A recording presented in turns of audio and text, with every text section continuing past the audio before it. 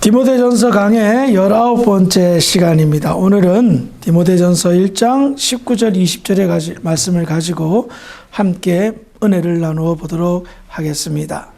우리는 지난 시간에 18번째 강의에서 이제 선한 싸움에 관한 이야기를 함께 나누었습니다. 에베소 교회를 지금 현재 목회하고 있는 디모데는 선한 싸움을 하고 있었습니다. 그런데 그 선한 싸움은 궁극적으로는 복음과 밀접한 관계가 있었던 겁니다. 한마디로 말해서 하나님의 나라를 확장하고 교회를 세우는 데 있어서 정말 엄청난 치열한 영적인 전쟁이 벌어지고 있었던 겁니다. 그렇다면 오늘 본문은 그 선한 싸움에 가장 해를 가하는, 피해를 입히는 그것이 무엇인지를 이야기하고 있는데요. 그것이 무엇일까요? 오늘 본문인 1장 19절의 말씀을 먼저 읽어보도록 하겠습니다. 시작. 믿음과 착한 양심을 가지라. 어떤 이들은 이 양심을 버렸고 그 믿음에 관하여는 파선하였느니라. 자, 먼저 바울은요, 디모데에게, 즉 현재 선한 싸움을 하고 있는 치열한 영적 전쟁을 벌이고 있는 디모데에게 다음과 같은 권면을 합니다. 읽었던 19절에 보니까 믿음과 착한 양심을 가지라라고 말합니다. 이렇게 권면하는 바울의 모습을 보면서 제가 의외다라는 생각을 좀 가져봤습니다. 왜냐하면 이 말씀은 딱 놓고 보면 믿음과 착한 양심을 가지라 라는 말만 놓고 보면 마치 바울이 디모데가 어떤 사람인지 잘 모르는 듯한 뉘앙스로 이야기하는 것 같습니다. 그런데 디모데는 어떤 사람입니까? 바울이 영적으로 아들이라 여기는 사람이었고 바울과 밀접하게 동역했던 동역자였습니다. 디모데가 어떤 사람인지는 당시 자기 엄마 할머니 다음으로 바울이 제일 많이 알고 있었을 것입니다. 그래요. 디모데는 젊은 청년 목회자였고 너무나도 믿음이 좋은 사람이었습니다. 모태신앙인으로서 어려서부터 흔들림이 없는 믿음 생활을 했던 사람이었습니다. 그것을 신뢰하였기에 에베소 교회를 맡긴 거 아니겠습니까? 그런데 지금 디모데에게 뭐라고 말합니까? 믿음과 착한 양심을 가지라. 마치 없는 사람한테 가질 것을 말하는 것처럼 보여줍니다. 믿음과 착한 양심. 먼저 믿음은요, 착한 양심과 굉장히 밀접한 관계를 가지고 있습니다. 믿음은 사람의 마음을 정결하게 해줍니다. 그리고 옳고 그름을, 진실과 거짓을 분별할 수 있는 영적인 능력을 가지고 있습니다. 그렇기 때문에 믿음이 좋은 사람은요, 양심이 더러울 수가 없습니다. 아시겠어요? 그 사람이 믿음이 좋은가 나쁜가는 그 사람의 양심을 보면 압니다. 양심이 더럽거나 양심이 잘못된 사람들 절대 믿음이 좋을 수가 없어요. 믿음과 양심은 불가분의 관계이기 때문입니다. 그래서 바울은 믿음과 착한 양심을 가질 것을 권면하는데 왜 하필 믿음과 착한 양심이 당시 젊은이들 가운데서도 가장 으뜸이라 생각했던 디모데에게 그런 권면을 할까요? 마치 없는 사람처럼 말입니다. 마치 저한테 조 목사, 너 믿음을 있어야 될 거 아니야? 너의 착한 양심을 가져야 될 거 아니야? 라는 듯한 그런 질책과 문책의 느낌을 받았단 말입니다. 이유가 뭘까? 그 다음 구절에 나와 있어요. 20절의 말씀을 읽어볼까요? 시작. 그 가운데 후메네오와 알렉산더가 있으니 내가 사탄에게 내는 것은 그들로 공개를 받아 신상을 모두 가지 못하게 하려 합니다. 자, 바울이 디모데에게 믿음과 착한 양심을 가져라 라고 말하는 이유는 믿음과 착한 양심을 상실한 두 사람 때문이었습니다. 후메네오와 알렉산더. 이 두 사람이 에베소 교회를 크게 좌지우지했고 문제가 생기게 만들었던 사람들입니다.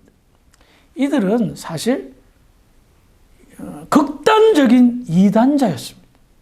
특별히 후메네오는요, 디모데후서, 우리 여러분 디모데후서를 바로 뒤에 있으니까 넘어가 볼까요? 디모데후서 2장 17절 18절 우리 한번 찾아보겠습니다. 디모데후서 2장 17절 18절 말씀 우리 한번 같이 한번 읽어보겠습니다. 찾으셨나요? 예, 한번 같이 읽습니다. 시작. 그들의 많은 악성 정령이 퍼져나간 것 같은데 그 중에 후메네오와 알렉산더가 있다.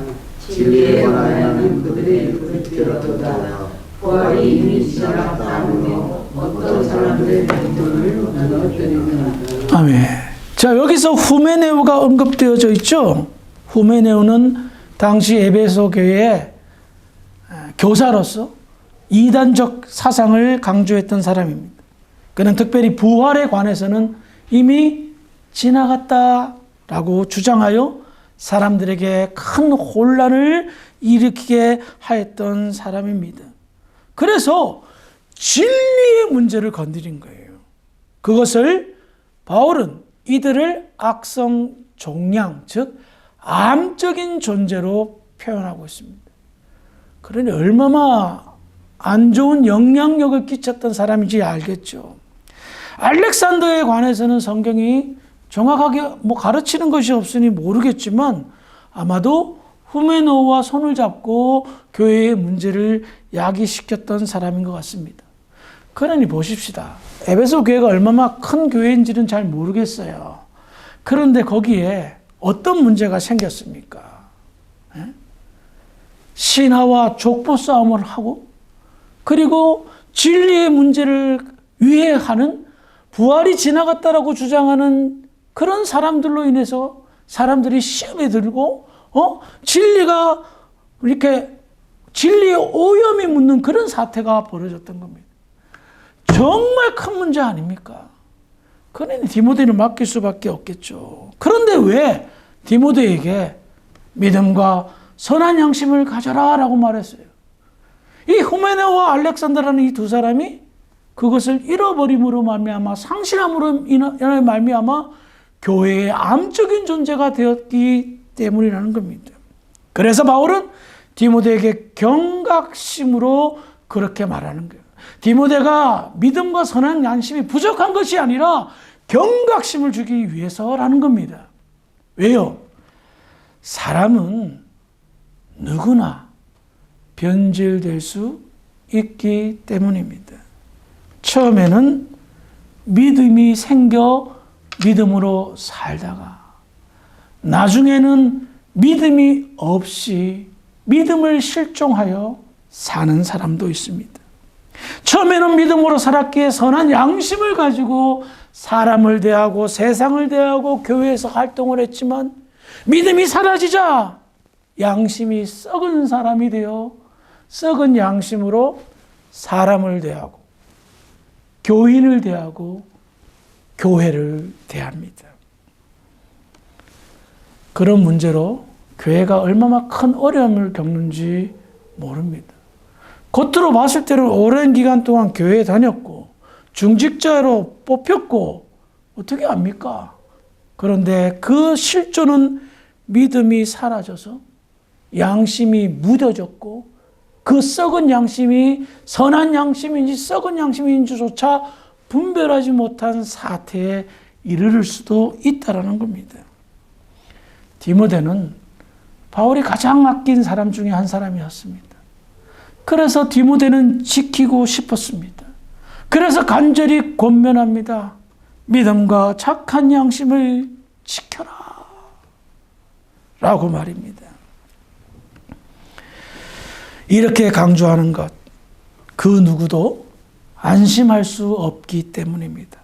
얼마든지 변질될 수 있고 믿음이 떠나면 양심이 변질되어 악해질 수 있고 교회에 암적인 존재로 전락할 수도 있기 때문입니다. 가끔 뉴스나 인터넷 신문을 보게 되면, 교계 뉴스를 보게 되면 정말 가슴을 칠 만한 안타까운 사건, 사고들이 나옵니다. 한때는 정말 많은 사람들이 존경하고 신임했던 목회자가 안타깝게도 많은 이들을 실족하고 시험에 들게 하는 그런 타락한 범죄를 저지르는 경우들이 많습니다. 그래서 이런 말도 나오죠. 그분이 어떻게 해서 그럴 수가 있지? 라고 말입니다. 그래서 믿는 사람들은 실망하지만 안 믿는 사람들은 복음의 회방거리가 되게 그것을 만들어줍니다.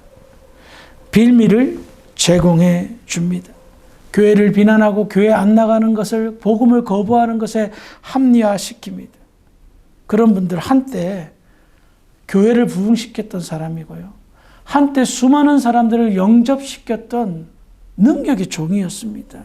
그런데 믿음이 떠나 양심이 썩어짐으로 인하여 교회 부흥의 걸림돌이, 하나님 나라의 확장의 장애물로 전락하고 말게 되었습니다.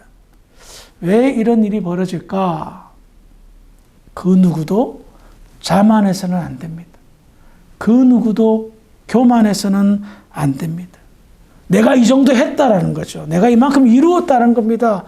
자기가 그렇게 이루었어요. 하나님이 복 주셔서 성령께서 교회를 부흥시키고 복음의 열매를 맺게 했지.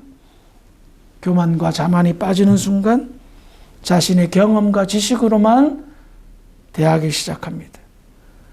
그러다 보면 자기도 모르는 사이에 성령 충만한 그 영적인 충만함이 서서히 배터리 빠지듯이 방전되어집니다. 삼손은 하나님의 영이 떠난 줄 모르고 힘이 있다라고 생각했지 않습니까?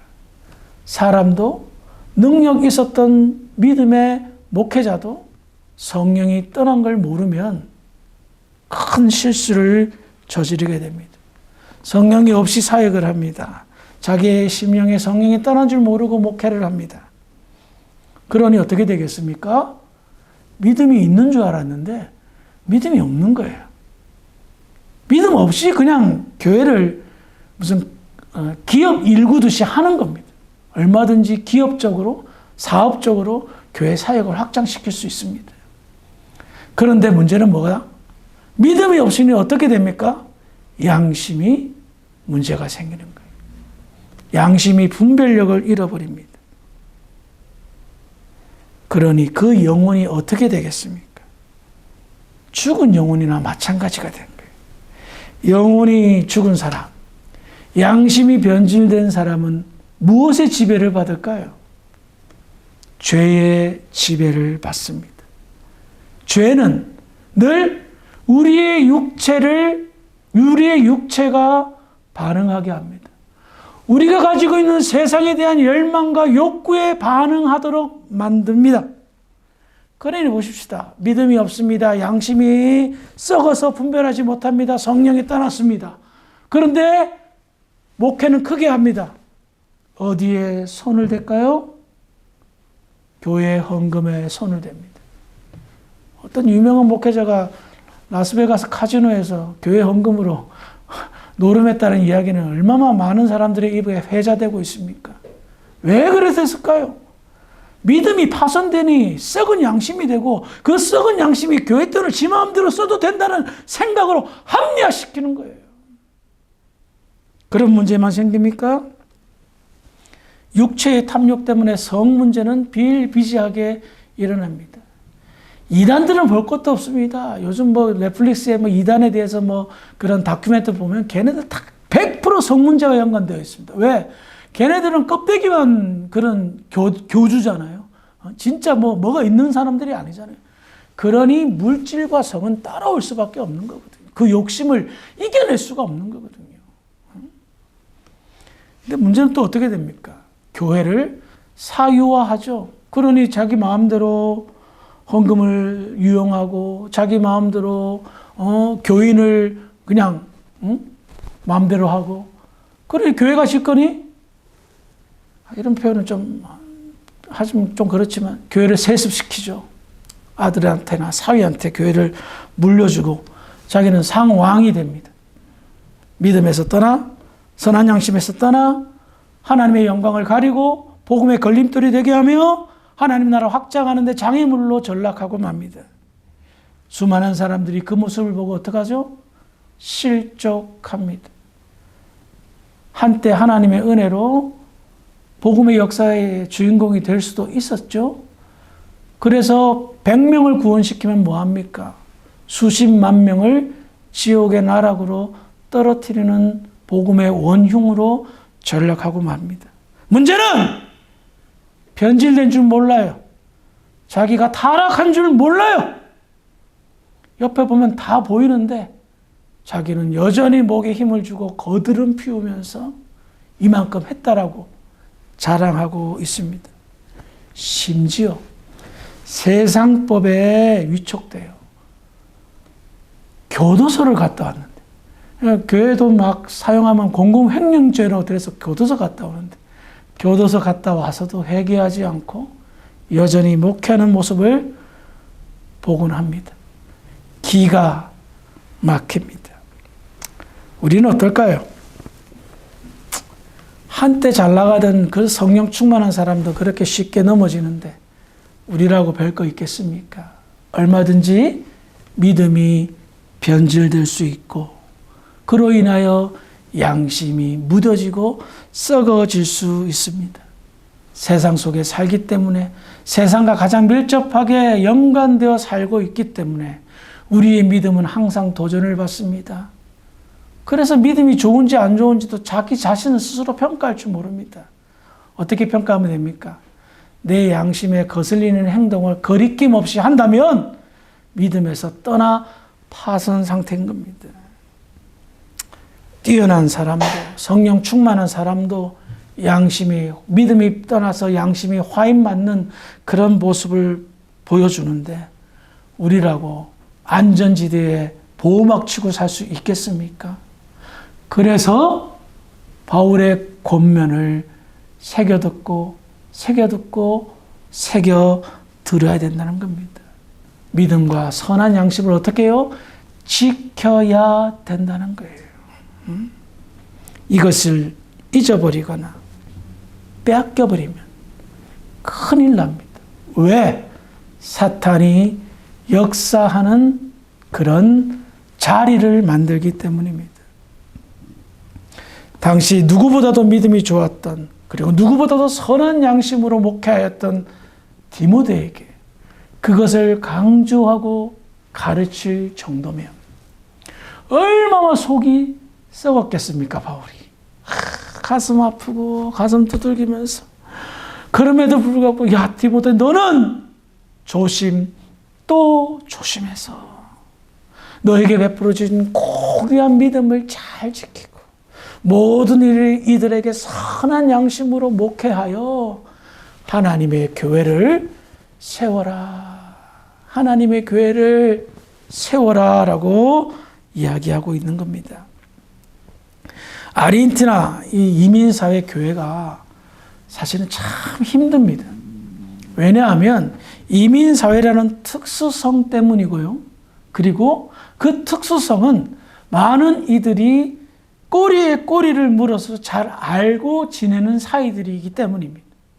그런데 교회에서 왜 이것이 어려운 문제가 생기냐면 선한 양심을 상실한 분들이 교회의 중직자가 되는데 그 선한 양심을 상실하는 그 모습들은 세상 사람들과 이민자들과 쉽게 접촉하기 때문입니다. 그래서 그 사람들이 목사보다도 더 잘 압니다. 저 사람 이거라고. 그래서 보십시다. 돈 빌려가지고 도망간 사람들 중에 얼마나 중직자들이 많아요. 잘못된 일을 행함으로 인해서 사람들에게 구설수에 올리는 사람들 중에 얼마나 중직자들이 많아요. 목사도 교회를 팔고 그런 일이 얼마나 비일비재하게 일어나요. 이 말이 돼요? 근데 이민사회는 소문이 너무 빨리 나는 거예요. 예? 한국은 그래도 뭐 워낙에 교회가 많고, 또 이쪽 교회에서 뭐 소문 나더라도 그렇게 관심 안 가지는 경우가 많지만, 여기는 너무 빨리 그냥 확 하고 지나가니까, 20년, 30년, 40년 전에 일어날 일도 우리 기억 속에 새록새록 하잖아요. 우리가 밥 먹다가 뭐 이야기하다 보면 누구 얘기하면 그 사람이 옛날에 뭐 이랬다.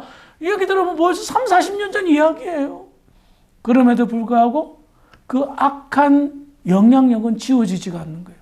왜 악한 영향력이에요? 그들의 선한 양심을 버림으로 인하여, 믿음을 버림으로 인하여 나타나게 된 그런 잘못된 문제들이 여전히 꽈리를 틀고 있기 때문이라는 겁니다. 그래서 믿음, 너무나도 큰 축복입니다. 여러분들이 잘나서 하나님께서 믿음을 가질 수 있도록 했을까요? 아니에요. 너무나 큰 사랑으로 하나님이 가지고 있는 모든 자비와 긍휼로 어떻게 해요? 여러분들에게 믿음을 주신 거예요. 그래서 양심이 생긴 거예요. 옛날에는 내가 거리낌이 없었는데 지금은 어떻게 해요?